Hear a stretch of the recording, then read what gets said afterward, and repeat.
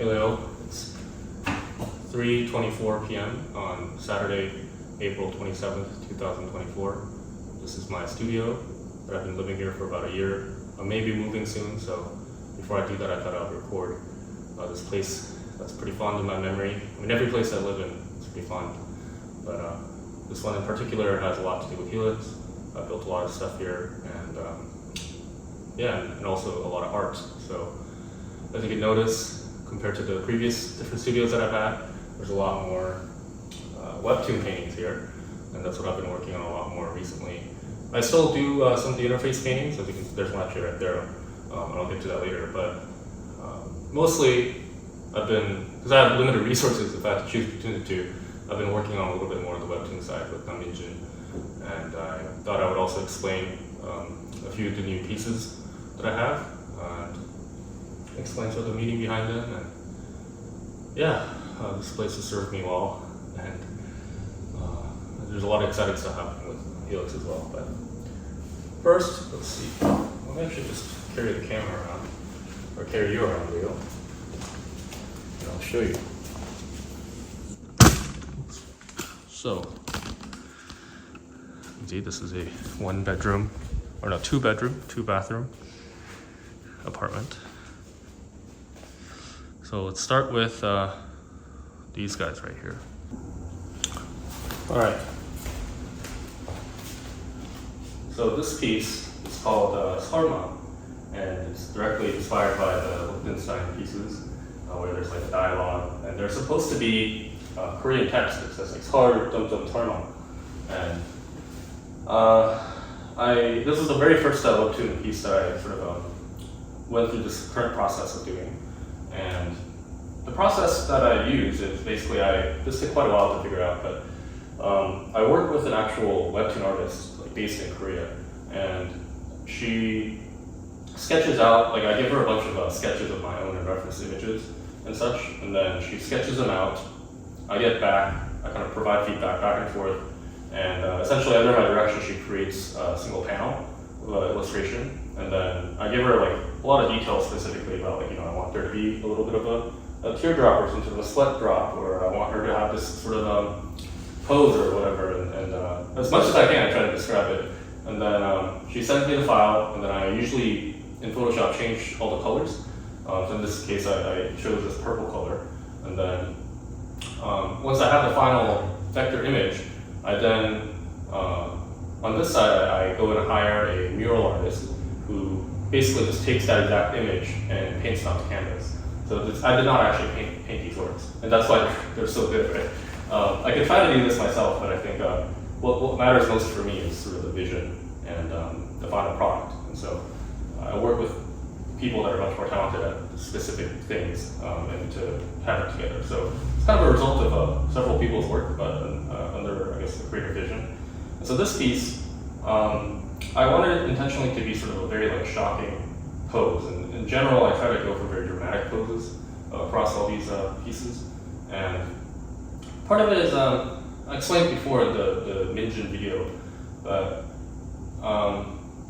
the different topics and themes within the series are like this Korean culture, and that's why there's a lot of like drinking and stuff. You can see soju, things that I'm familiar with, what I grew up with, what was part of my life, and Korean culture that's pretty unique. And also like K-dramas and K-pop, all that stuff is very relevant right now, and I wanted to depict that. So again, I try to depict, I think great art tends to show a window into the artist's world through their lens, and that's my lens right now, and what I'm fascinated by now. And there's also the aspect of popular culture and such like that. And so we had Liechtenstein that basically took comic books that he was familiar with and found very like dramatic parts of it, and then turned it into art and made it really large. So the medium and the size of these paintings are also quite important for me. I wish I could do them even bigger, but it costs a lot more money and time to do so. So this one, I chose a very dramatic piece, and I wanted someone who, the viewer, to sort of like imagine, right? So I always say this, but the Sebastian Park paintings, like the interface paintings that I have, make you more think. They're pieces that are more like, they make you think, whereas I think the Minjin pieces make you feel. I've always wanted to make paintings that make you feel, so I think this series sort of like fulfills that need. And so, yeah, when I first look at this, or when people look at it, I want them to be kind of imagining, well, what is it that she saw? Like, did she see like her husband cheating on someone, right? Or like she saw someone just like get hit by a car, like whatever. There's like dramatic things that happen in K-dramas, right? So that was kind of the inspiration behind it. And this was again supposed to say text, and because she's not Korean, the one that drew it, the muralist, I was going to do it myself and do it with like stencils, but I just kind of never got around to it. And then some of my friends that came inside said that, hey, it actually looks better when it's empty, because then you can actually start to imagine what it would be saying, right? So it leaves it out more for imagination. So I kind of left it as it is. So I kind of like it, and it's very good quality. I was very happy with the result of this one. And then this was actually the latest one. I'll talk about it in a little bit, but let's get to this piece, these ones. So this piece right here, the official title is called 입술사이 10cm. It's actually an IU song, but clearly it's actually less than 10cm. It's more like 입술사이 2cm. In English, that translates to like 2 centimeters between the lips or something. And this actually is Namminjun, and that's Yoon Hana, which is in the Webtoon piece that I created that tells the backstory of Namminjun and how he got to this real life from his Webtoon story. Or his Webtoon world, this actually is prominently featured in that Webtoon. So I'll show that in a little bit as well, but they are basically lovers, and somehow he found his way out of his world. He warped into this this physical world that he never knew about, and so he's kind of confused as to why he's there. He doesn't have any money, no one really recognizes him, he doesn't have any really skills. So the story is that he ends up painting, where he ends up starting to draw bits of his life that he remembered, including his girlfriend that he dearly misses. And this is a piece that he drew on his napkin, and then like a ajumani from Pojangamsa came and drew or saw the drawing on the napkin, and then she said, hey, why don't we start taking up painting? And then he basically decides to do so because there's nothing else he can do. So anyway, in the story of that Webtoon episode, this is one of the first pieces that he ends up drawing. And so in real life, this is what it is. So yeah, the meaning behind this, I guess. Also, again, with the other piece, right, with everything else, just try to pick something dramatic and remind you of K-pop or K-dramas. And in these K-dramas, they like have kissing scenes where it's like a subtle kiss, and there's like 10 different angles and like background music, and it's just like super dramatic. So that's kind of what I wanted to depict. Now that I think about it, I guess I could have done this angle and a couple different angles and made it a separate like a series, or in fact one artwork that's maybe multiple 3-4 different pieces that are from different angles. But I mean, as it is, I'm pretty happy with this one. Again, this is the same person that painted that one, the muralist. To be honest, I'm not as happy with it. Like if you look really close to it, the lines and such like that, I'm not that happy with, and the color was a little off. Anyway, I'm not going to dive into sort of like what I'm not happy with, but I am generally happy with the way it turned out. Yeah, this color came out nice. And then this piece over here, this is the 지하철역의 그녀. That's the name of it.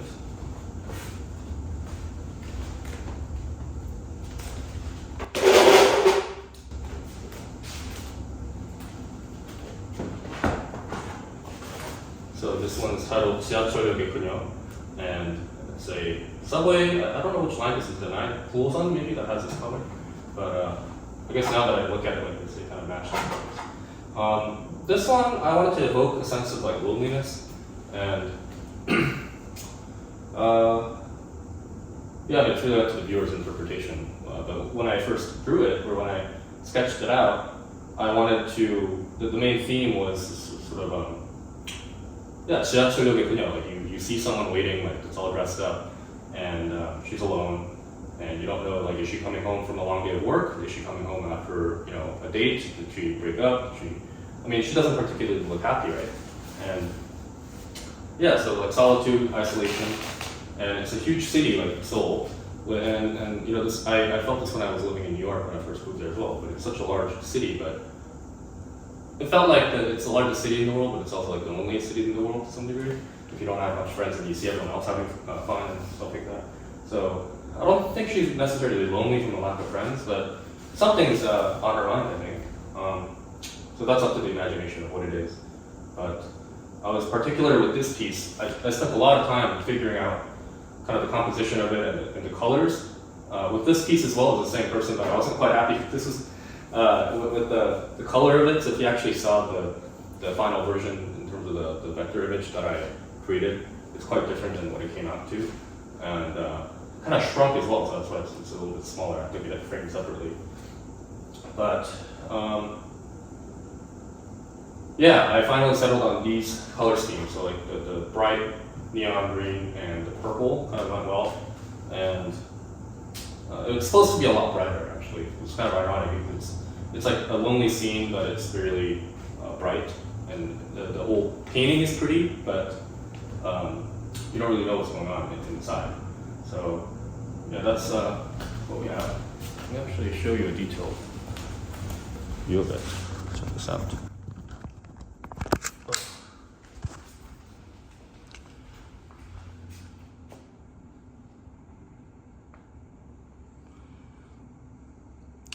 I was happy with her outfit, the color of it, and in particular this handbag that she's holding, and the dress. There must have been at least like 20 different variations of this that I was experimenting with in terms of color, and this is what came out. This piece, this is an interface painting. It's got all this wrap in it because when I moved here, the movers wrapped it all up, and then I decided to just leave it as it is because I thought it could kind of protect the paintings. But yeah, this one is up to interpretation. But there was a particular meaning behind this one that I actually felt, and it's still relevant today, I guess. So let's look closer to this one.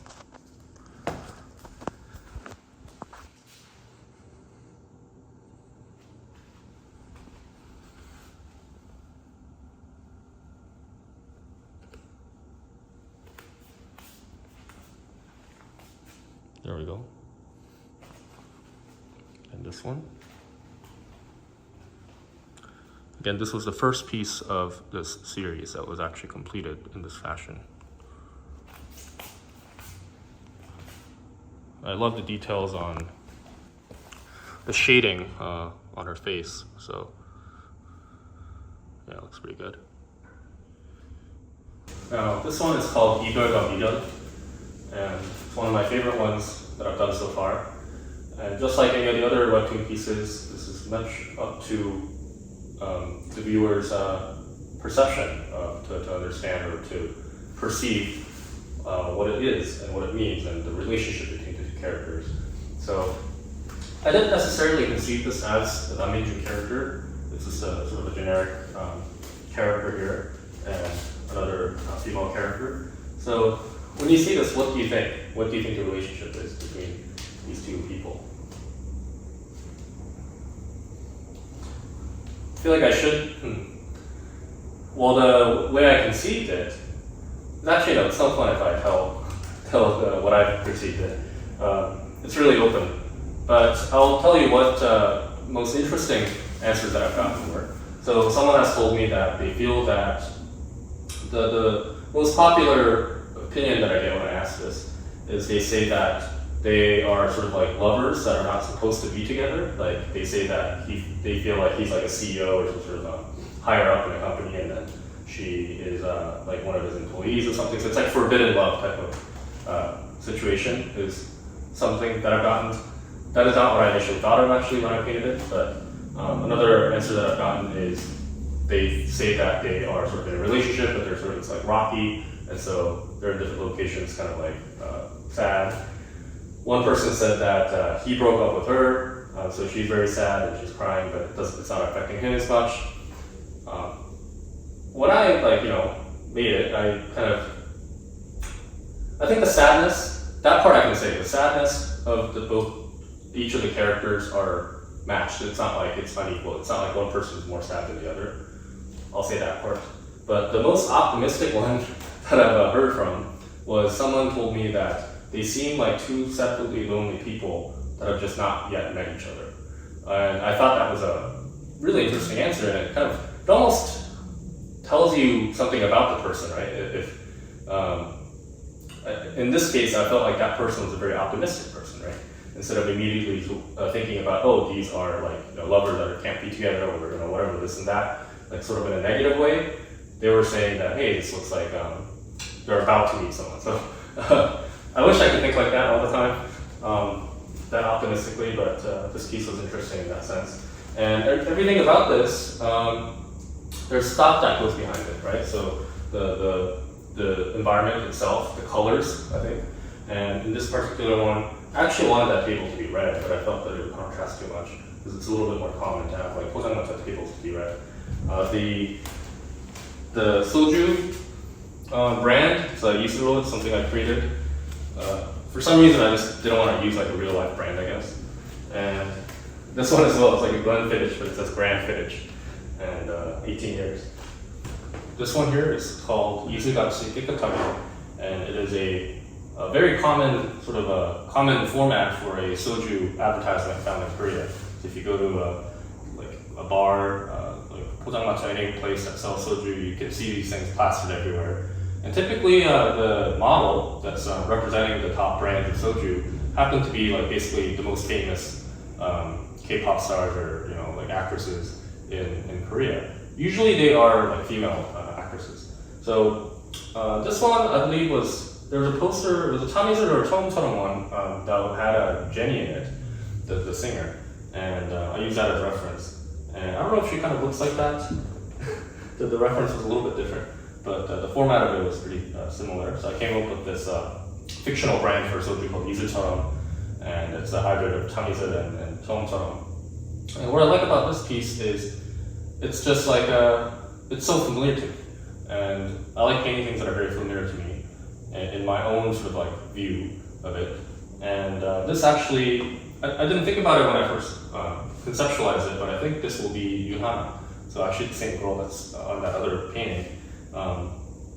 But in the story of Namminjun and the backstory, Yuhana is like top two, like one of the leading actresses in Korea, and it's his girlfriend. And so this is like her. So he drew that. Namminjun drew this to sort of remind himself of her.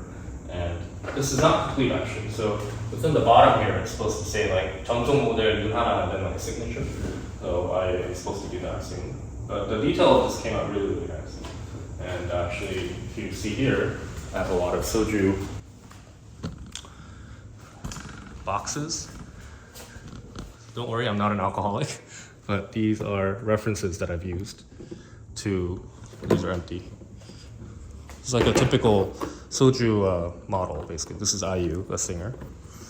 And I used a lot of different references across the different decades to find the right one to go with. Here's another one.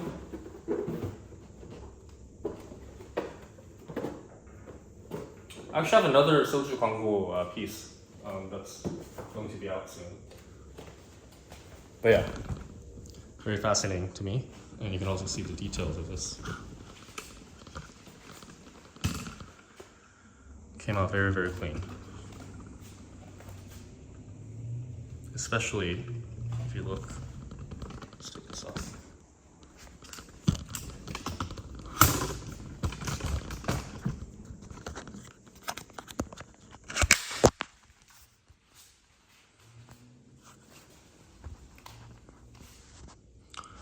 The details on this bottle,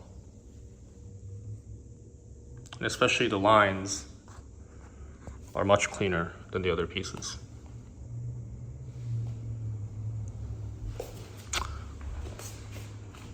It's also polished and varnished.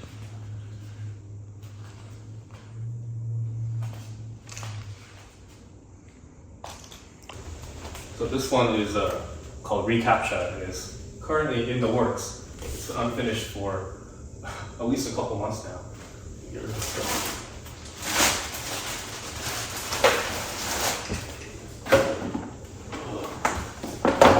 I have all these art frames here.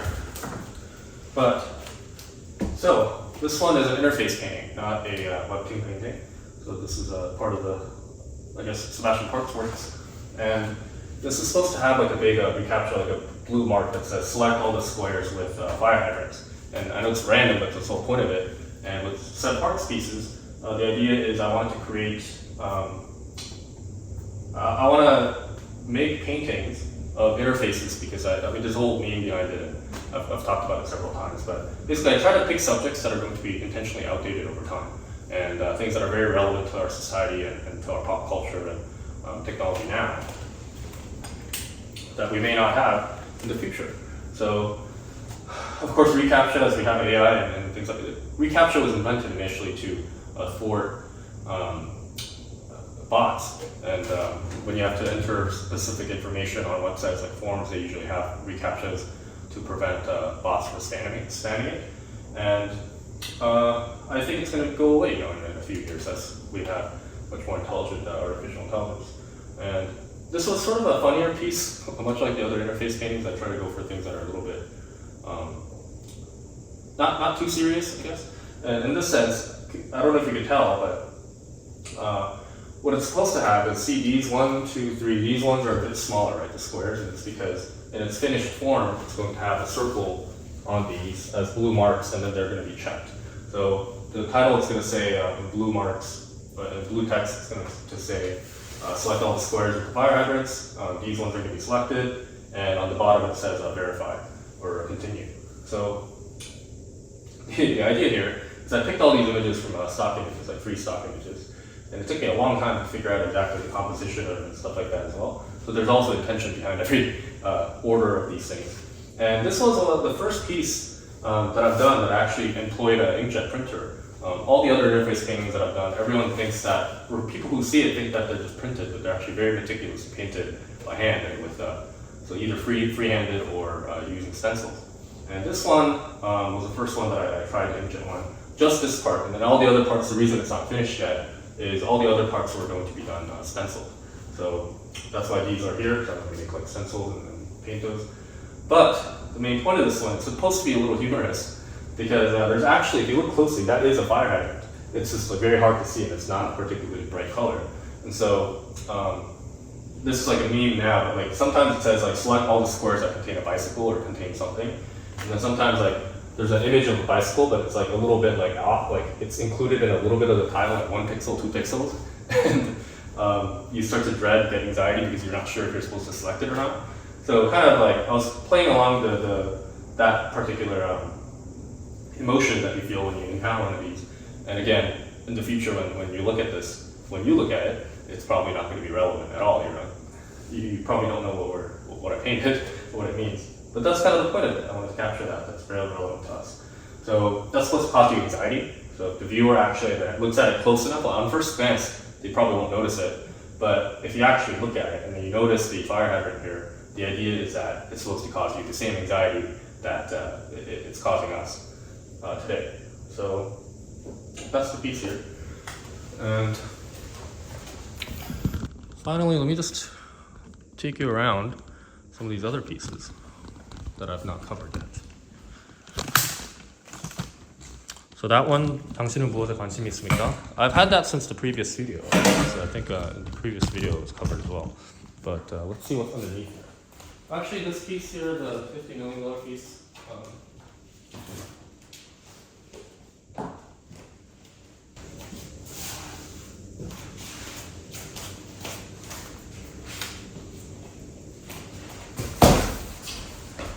this is actually also one of my favorite ones. I say that about every piece. I really like every piece that I make, but this was the first actual official painting that I made.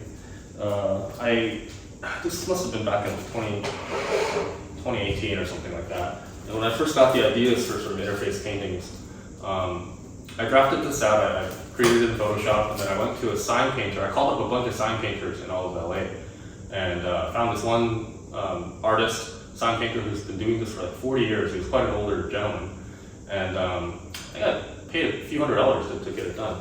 And this is all actually oil on canvas. So this was done, and then this was all hand painted by the sand painter.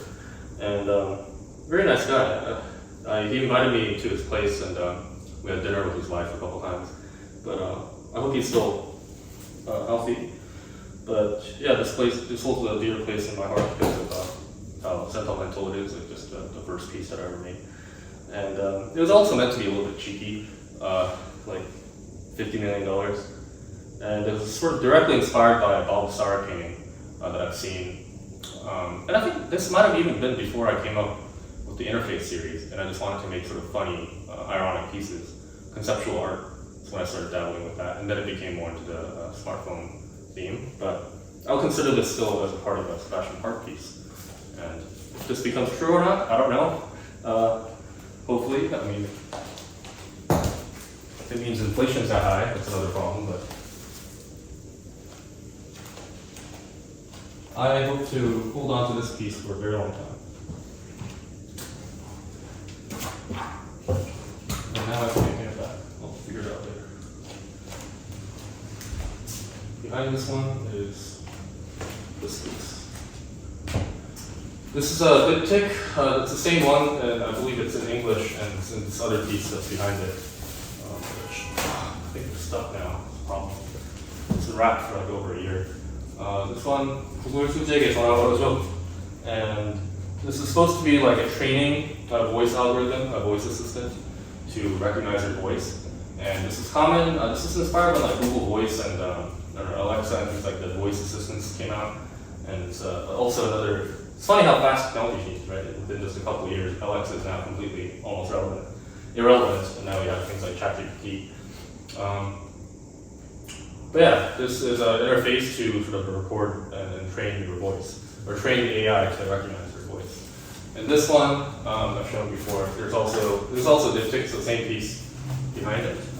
Actually, what is behind it? I don't know what's behind it.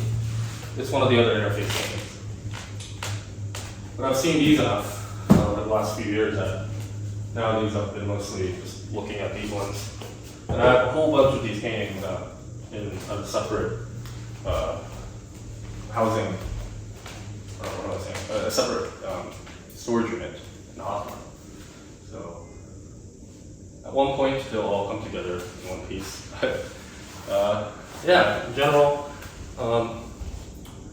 these are my paintings, and it's costing me a lot of time and money, but I feel like I've been able to execute on the vision that I have a little bit more.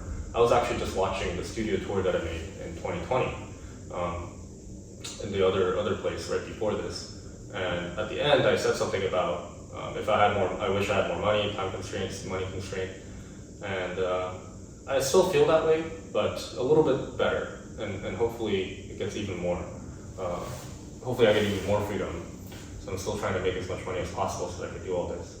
I still stand by that. Like if I made like $1 million, I feel like I'd spend $1 million on commissioning things and making things, including artwork. I still have a huge queue of ideas that I want to implement and get done, and I want to dabble into sculpture. So even as part of the Daminjin series, I have a couple ideas for, in particular the Soju Girl. I commissioned a 3D model of it, so I actually have a 3D file.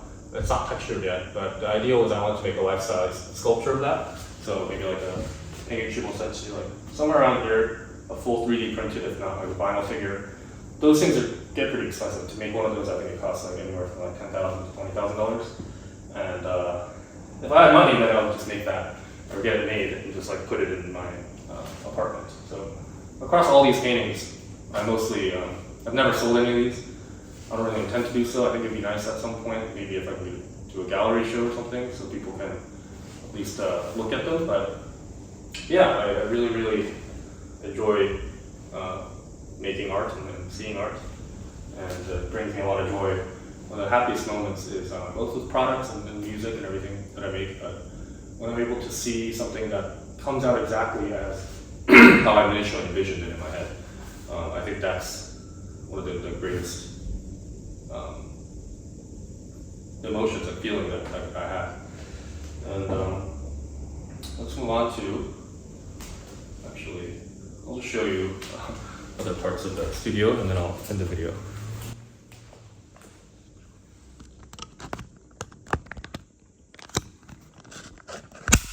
Oh, okay.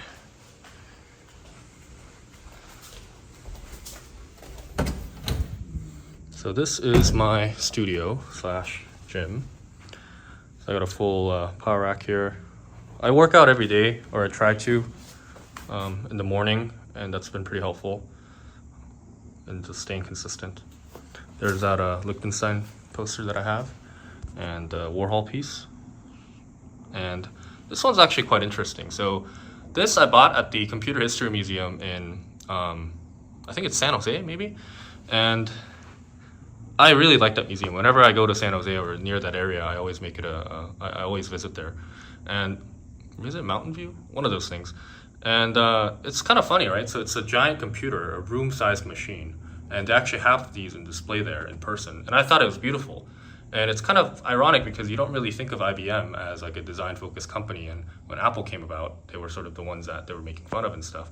But this one in particular, there's some sort of beauty to it, right? Like it's such a large machine and it's such an industrial thing.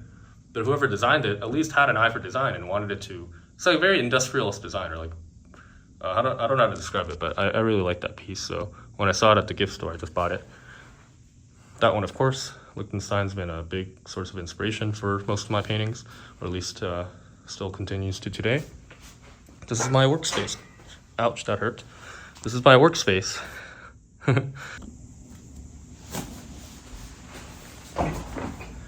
So, welcome to my home office. This is where I spend, I would say, like almost 95% of my time, waking hours in. And in general, this apartment, I don't really leave. So throughout like Monday to Friday, I think in the last at least 2 weeks, I just didn't leave, like step foot outside the apartment from Monday to Friday. Because even like for food, right, I have a delivery service that gives me like a week's worth of food, and then I just put it in the fridge and heat it up. So this is where I eat, this is where I work, this is where I play games sometimes. And yeah, so a lot of work has been done here, and that's why it's got the sentimental value. It's going to be pretty much tied to HELIX, this apartment here. And I do all the meetings here as well. Let's see, I was going to show a couple things. Yeah, I've got this HELIX lamp over here. And yeah, this is the webtoon that I published. So no one's really seen it yet, I think, but it's an entire, I believe almost 100 illustrations, and it's the whole first episode of the Namnijin. I call this webtoon itself Webtoon Taka, or the Webtoon Artist. And it's kind of meta because it's a webtoon about a webtoon character who escaped his webtoon to enter real life. And it's being told again in a webtoon format. So I worked with the artist to make all this, and I wrote all the script.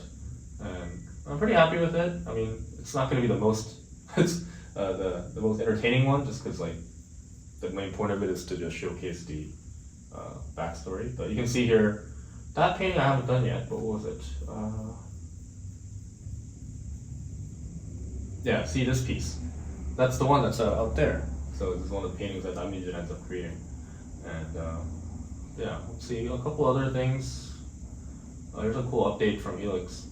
So we're working on a description system, like a universal car shader that anyone can apply to their own simple vehicle, and then it has its damage effects. We're going to work on mesh deformation later, but this is actually a really good way to apply damage to your vehicle without really doing anything else. And of course, all the glass breaks, stuff like that. So we're doing a lot of work on this front in general with HELIX. So we're going to have really advanced vehicles. And as you know, I'm a big fan of cars. So I also have a bunch of cars over here that I want to eventually have but cannot afford yet.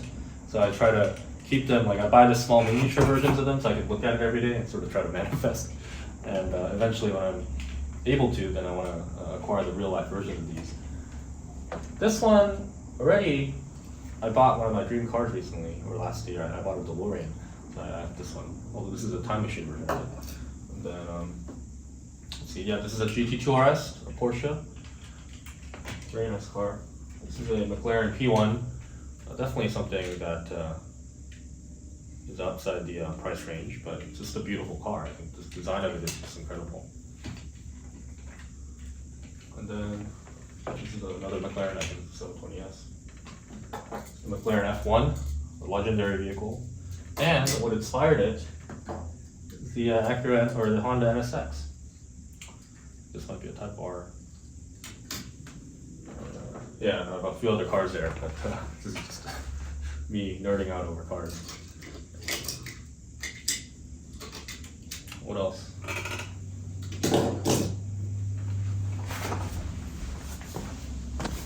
There's a HELIX poster that we have, or a HELIX lamp, and this is just a Hansoi. I found that in Taiwan. I bought a soju and it came with it. So, I don't know, I found it in my pocket, so I just put it there. So that concludes the studio tour. This one was very long, but